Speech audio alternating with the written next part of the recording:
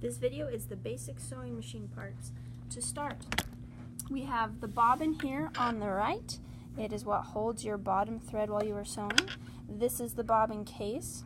It holds the bobbin in place while you are sewing. The bobbin winder is up here. This is how you engage it. Next we have the feed dogs.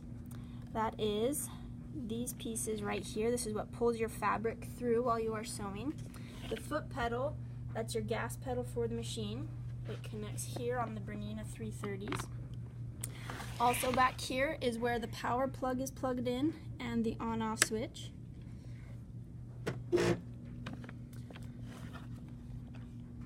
So again, here's the feed dogs that we talked about earlier. Your hand wheel is here on the right. You always want to turn it towards you, top to bottom. Next, our symbol you need to look for regardless of machine.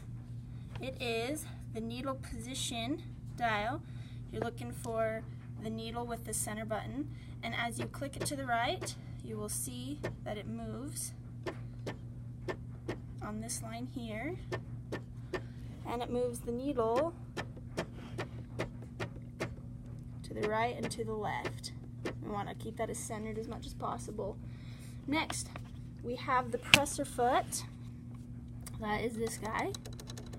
The presser foot lever is on the back. It's this little bar right here. And by raising and lowering that, that goes up and down. Next, we have the reverse button. So when you're sewing, it's important to use reverse. So you'll hold this down when you're sewing, and then you'll let it go when you're ready to go forwards again. The slide plate is what tells us, the slide plate is what gives us access to where the bobbin goes. Sometimes it's a hinge door, as on these machines. The spool holders, there's one in the back that flips up here. And there's one here if ever using your double thread on the top. Stitch length adjustment is indicated by this symbol right here. It's a variegating line, and you go up and you see right here that the length is lengthening, or I can make it extremely short. The stitch width adjustment, if ever you're doing zigzag, is here, and you can see that line moving. It'll get extremely wide, or we can have it so just a straight line as well. The take-up lever is this guy hiding right here. It's what is moving.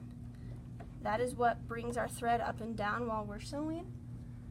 And lastly, we have the throat plate or the needle plate, and this gives us measurements as we are sewing, so we sew the right seam allowances.